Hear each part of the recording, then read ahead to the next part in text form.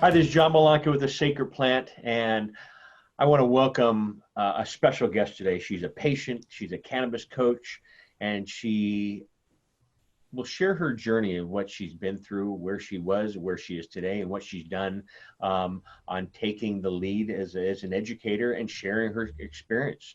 Um, you know, I'll give you a little tidbit before, but disease and cancer does not discriminate, even the healthiest individuals. And so, who I'm speaking about is Elise Keller.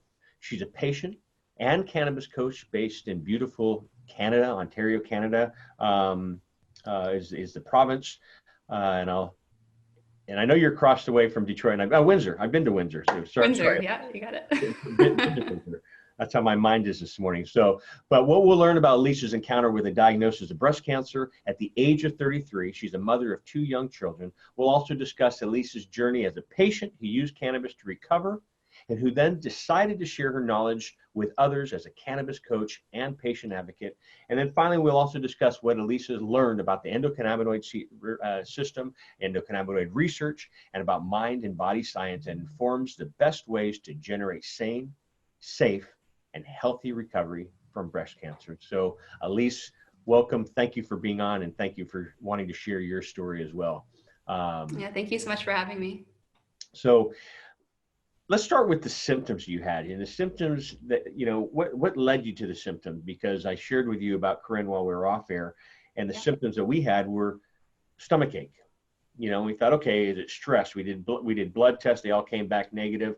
We did food allergy tests thinking, okay, we ate a bunch of peanuts, which led to the stomach ache. And so what are the symptoms that led you to doctors as well as the diagnosis of breast cancer and hearing those awful words? So I found the lumps myself. There were no other symptoms. There wasn't any pain. I found them just in the shower one day. And my story is similar to a lot of other young people who have been diagnosed with breast cancer.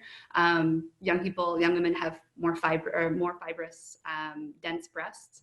So when I went for my original ultrasound and mammogram, they said that I just had fibrous breasts, come back in a year. And about 3 months later, something just didn't feel right. And I don't mean physically, I mean internally. I knew something was up. So I asked my GP to send me again, this time to our breast health center in town rather than just to an imaging center. And immediately, as soon as the ultrasound was done, she called in for a biopsy. While I was still there, they sent it away, and I had my results back in a couple weeks. Couple weeks. Yeah. And with that, was that a scary time for 2 weeks? It was a scary time for 2 weeks. I think I already knew. By the time I was sitting there with my doctor and she was saying the words, "You have cancer," I had already made my peace with it. I remember my husband sitting across from me, and I could tell he was probably pretty close to passing out. But I had already made my peace with it. I knew what was coming. I had read the pathology report. It didn't actually give me my full diagnosis, but I had read how serious it looked and how obvious it was that it was cancer. Yeah. So I was ready for it. You mentioned husband and that passing out, shocked look. Mm-hmm. That was me. Yeah. But we really, and you pull at your bootstraps, and I didn't stop. I had 2 hours of sleep, and I would have done that for another 500 years.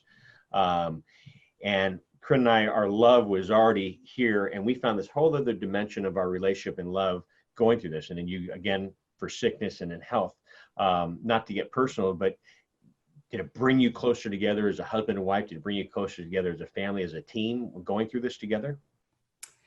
Yeah, cancer doesn't just hit you physically, it hits you everywhere. So it brought us closer together. It brought us further apart at times. Wow. It was a roller coaster, right? We have 2 kids as well. So he had his hands full with the kids. And we had a lot of good family support. So I'm very fortunate for that. And ultimately it did bring us closer together because we were able to, we went through something that was difficult, that was incredibly difficult. And we came out the other side stronger, for sure. Yeah. And can you share, and I'm sorry, I've forgotten when was this diagnosed? I know you when you were 33, and I know I'm not. About 2 years ago. No, that's okay. You can date Okay. me. That's fine. I was always taught, don't ever ask a woman her age and if her jewelry's real or not. So 3 years ago. So 2 years ago. 2 years ago. 2 years ago. Sorry about Don't that. make me a year older. No, you look great. You look great.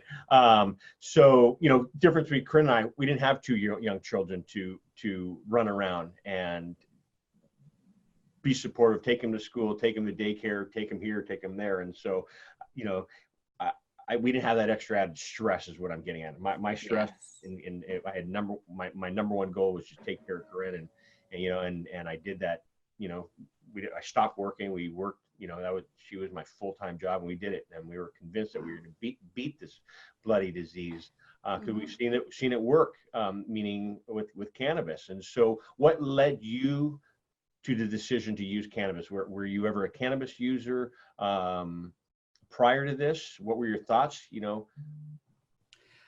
So I used cannabis recreationally 2 or 3 times a year, maybe. Okay. But what led me to use it for this cancer diagnosis in particular is that my dad, just by coincidence, about a week earlier, a very good friend of his, he was over at his house, and this friend had been diagnosed with lung cancer years before, but he was given months to live. Yeah. And one of the things that he thinks, and he's still with us, one of the things that he thinks has helped him through all of this is cannabis. He grows his own, makes his own oil. And so he happened to have brought my dad downstairs a week before, even though he'd been using it for years before that. He decided that week, that's the week he was going to open up to tell their friends and neighbors about it. With that, when you get your diagnosis and you and your husband in your doctor's office and you get this diagnosis or wherever you learn, I'm certain they didn't send you the results. You had to come in and get the results. Yeah. And then did you right off the bat, you and your husband said, let's get on cannabis? Did you share this with your doctor, your oncologist? Where's your oncologist now on board 2 years later and where you are in I guess in your diagnosis, and did you do any conventional type of medicine? I did, yeah. So when my dad came to me and said, you got to try this cannabis to help my friend, I was a little bit resistant at first. I listened to my oncologist first. I kind of had my game plan going with that. Yeah. But my dad, he wanted to help. He wanted to he didn't want to see anything happen to his daughter, right? And so he went out and he bought a tent and he hired somebody to grow it for me, whether I agreed to it or not. But by the time I had decided that, yes, I was going to do that, I did talk to my doctor about it. And I asked him if he had any problems with it. After first talking to a few other people, and he was not unsupportive. He didn't tell me to go out and do it right away, but he kind of had a sure, do it on your own time, I don't want to know about it kind of attitude about it. This is your doctor or your dad? My doctor. No, my dad was really all for it. Yeah. Yeah. It's funny because we still work with a lot of patients and their doctors, but they would say, my doctor, like perfect example, my aunt, Lois, I'm going to act like you didn't ask me that question. Right. Yes. Or, if you use cannabis, I want you to find another doctor. And we've done this in retirement communities. And I said, what'd you do? And this is the 80-plus-year-old woman. She goes, I fired my doctor. And we all chuckled, but it is the truth. It's like, this is your body. You need to, especially when you're going through something, you need to have the support system and positivity wrapped around you. You don't need any stress. Let's eliminate all the stress because exactly. You have a lot going on. And so with that, besides your father and your husband, what other support system did you have the moment you learned about your diagnosis, I should say? I'm so fortunate. I had so much support. My sisters are like my best friends. I have best friends who are like my sisters, and I have a nice big extended family. So I had a lot of people behind me throughout the entire process. I was very fortunate. And that's very important, especially when you're going through anything. Having a support system, if it's friends or families or colleagues as well. And so I know you said you recreationally use it 2 or 3 times a year. And so did you have to get over any myths or misconceptions about the sacred plant or medical cannabis before deciding to use it? I know your dad was like, you need to do this. And can we talk about type of ingestion that you used. Was it a tincture? Was it this edible? Was it smoking? Was it oils? So it evolved. Okay. When I first started out, I used full extract oil. Good. Rick Simpson protocol, though, is what I was doing at first. And that's what my dad's friend was doing. And that's what I found online. That was the most common thing I found online. Yeah. So I was at the very beginning just trying to get as much of this thick tarry oil in as I could. And I eventually learned how to make that into my own tincture, how to use smaller doses and all of that. But at first I was using these really high doses of cannabis, and the myths that I think I had to get through was that that's what I had to do. And I've since learned that's not the case at all. Yeah. And there's also, when you go through breast cancer, anybody that goes online and looks up breast cancer and cannabis is going to come back with so much conflicting information that it just causes paralysis. So I had to get through all of those myths in order to get to where I am now in my understanding, for sure. Rick Simpson, he's gotten a lot of coverage. He's a fellow Canadian. And we have a lot of families and patients and doctors that come to us and they're panicked because they follow his procedure, his recommending protocol, which is take a gram a day. Mm-hmm. I personally think that's way too much. I think cannabis is not a one size fits all. You need to look at age and weight and current health condition of the patient, as well as any medications and the type of cancer. Breast cancer, there's so many different types of breast cancer that they're not all treated the same. And I'd love to get your thought and opinion on that as well. Mm-hmm. Rick Simpson treated himself for skin cancer, not breast cancer, not pancreatic, not brain, not lung. And it doesn't say anywhere with his 1 gram method of ingestion, is it for a 2-year-old child or is it for someone in the Canadian Football League or the American Football League? Right. And so how long, because a gram of oil is a lot, and it'd be like you and I having a glass of wine or a beer today and 2 jugs of whiskey tomorrow if we took a gram. And so and it's a pretty uncomfortable feeling. And so with his protocol, which was a high THC, is that what you used?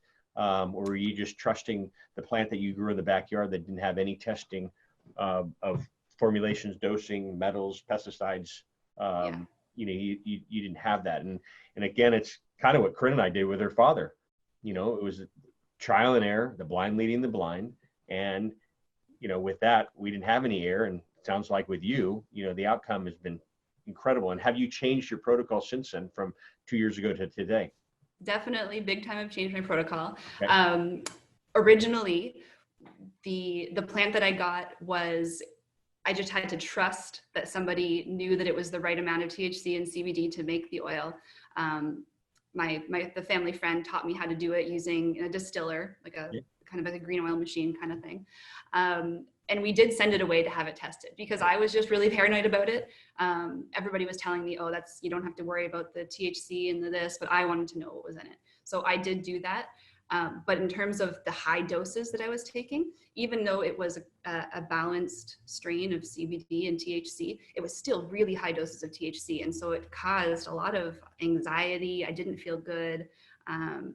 Cannabis has kind of like a bell curve in terms of how it affects you. A little bit is good, a moderate amount, you kind of hit your Goldilocks zone, but after a while it can cause a lot of problems. And for me, that high dose protocol was not right. And I can tell the difference because from my first chemo treatment, I ended up having actually a lot of pain. I think maybe even more pain than had I not used it. I don't know for sure, but I had a lot of pain. And I think it's because my mental state wasn't right. I was really anxious, right? I didn't feel good at all.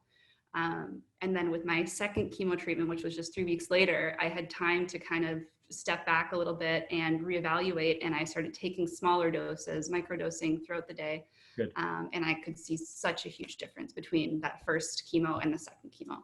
Good. The type of breast cancer, I mentioned that earlier. There's so many different types of breast cancers. What type of breast cancer did you have?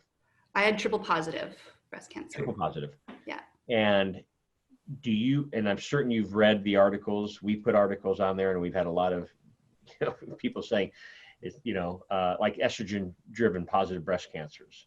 One ratio works better than the other. And so with what you went through with your breast cancer, what was the ratio? I know, was it a 1-to-1? I know you did say it had CBD in there as well. What was that ratio? It was a 1-to-1. I also supplemented with additional CBD at times. When I was kind of first starting out, now I just keep it a straight 1-to-1 now that I've learned a little more.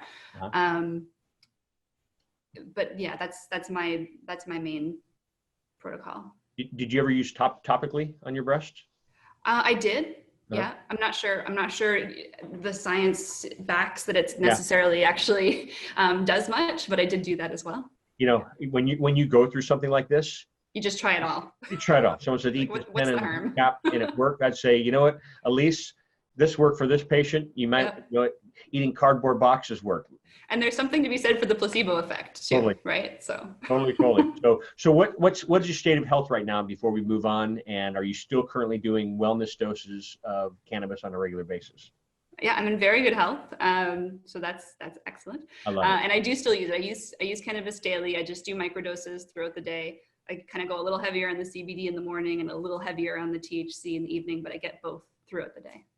And you mentioned chemo radiation, and I want our listeners to, I will never say, and I'm certain Elise will never say, try this and do not do that. And I think it's up to you, with you and your family and your doctor. But cannabis does work hand in hand with chemo radiation. Helps with nausea, helps with appetite, helps with mood, and helps with healing. And so did you, while you're on your chemo radiation or chemo treatments, did you use cannabis side by side, or did you stop and do your chemo and then continue on? No, I use them side by side. And I really think there are actually studies that have come out as well that show that CBD can help with the neuropathy from Taxol, for example, which I used. And I never had any neuropathy. I didn't experience any of that. I didn't experience any cognitive decline as a result of chemotherapy. So I believe, I can't prove it, but I believe that cannabis was instrumental in that. Good. And diet's very important. Did you cut out certain things, dairy, meats? What was your diet? I cut out dairy. So I've been a vegetarian for a long time. And this was part of you talked about it with your wife as well, but I was always a really healthy person. My mom owned a health food store growing up. I only ate whole foods, right? But I guess my one thing was dairy. I like cheese. I really like cheese. So I did cut out dairy from my diet for the most part. I still will have it every once in a while, but I didn't do a lot of changes, to be honest, to my diet because I already had a pretty healthy diet to start with. Did you, not to get personal, because my cousin's going through this right now, and she's actually a couple years older than you, a wife, mother of two, works, but breast cancer, she's having success right now, but she incorporated it with the chemo radiation. Not only did she lose all her hair, she lost all 10 fingernails and toenails, which I had never heard before. And, but she did incorporate cannabis with this. And so it did help with everything else and the healing and stuff like that. But did you lose your hair, or did that happen to you with fingernails and toenails? I lost my hair. My fingernails and toenails got really brittle, but I have very strong fingernails to begin with. And I didn't lose any, but I do know a lot of people who have. I've never heard the fingernail thing popping out. I mean, I of course. I've never heard of all of them, losing all of them. And she was health, like you, health is in her lifestyle too. So she's doing well right now too. So off camera, you mentioned about growing, your father's friend growing, which with the domino effect on your father growing for you. And so, off camera, I understand that you're growing right now. And yes. Okay, so I don't want to get you in trouble if. That's okay. It's legal in Canada. We're good. Okay, so let me. We can leave that in there if you want. So okay, sometimes I ask these questions because we're so used to being in California, where you could do anything. So I've had people on the phone like, no, don't say that, don't say that. Stop, rewind. Okay, so growing cannabis. You're up in Windsor. Do you get one season outdoor, or are you doing an indoor? What's going on with that? I haven't tried outdoor. So next season I'm gonna try that. Right now it's all been indoor, and that's just because I had the tent. I had the person who I didn't learn a lot, to be Yeah. honest. They did it all for me because I had enough other things to think about, and they were there. But next year, I'd like to start learning more about it for sure. Now, was this an alternative to because you didn't have access, or you wanted to grow this beautiful plant, or you were more so wanting to grow it and you knew exactly what was going to be in that plant, in that medicine for you? What was the reason? Yeah, so there are a few things. One, cost. It makes it a lot less expensive when you can grow it yourself. Yeah. And even though we have access to really good quality cannabis in Canada, dry flower at least, we don't have very good access to whole plant oils. And I wanted to be able to make oil. I wanted to be able to have access to that. So that was the biggest reason. And I could juice the flowers. I was going to ask you if you juice of that. Yeah, because a lot of patients I talk to, like, oh no, I throw everything. I'm like, juicing. You have all this stuff. Don't let that go to waste. So are you continuing with juicing right now too, or growing? I'm not currently growing like at this exact moment as we speak. Yeah. So I don't have anything to juice right now. But soon enough, in a few months, when my supply runs out, I'll start growing again. Okay. What was the response of the doctor? Did you share this with your doctor about you being a cannabis patient and you wanting to use cannabis in I guess in side by side while taking the conventional medicine, chemo radiation?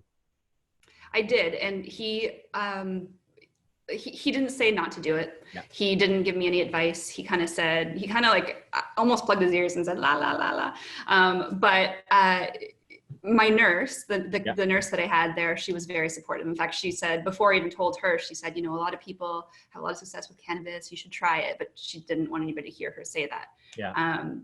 But my doctor was not as supportive, but he also didn't tell me not to. So was he our age? A little older, yeah. Like what, 50? Maybe about 50. Yeah. That's my age. That's why I say it. Much older. See, I wouldn't have guessed that. So 52. I feel good. I feel good. So that was a trick question. Yeah, old.